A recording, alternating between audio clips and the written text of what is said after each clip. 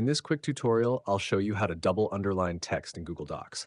If this video helps you out, make sure to like the video and subscribe for more quick Google Docs tips. Currently, Google Docs does not have a built-in option for double underlining text, but we can create a clean double underline using a simple workaround with the drawing tool. First, select the text you want to double underline and place your cursor just underneath that line. Now, go to Insert Drawing plus New to open the drawing window. Inside the drawing tool, click the line tool and draw a straight horizontal line. Make sure it's perfectly horizontal by holding Shift while you draw. Next, adjust the line weight to make it stand out. Usually around 3/5p works well.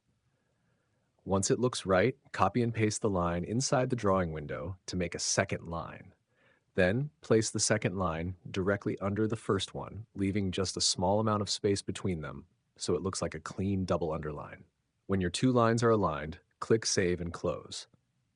The double underline will now appear in your document. To fine-tune the placement, click the Underline group, then go to Image Options, Text Wrapping, and choose Behind Text or In Front of Text, depending on your layout. Then simply drag the underline to position it neatly under your text. And that's it.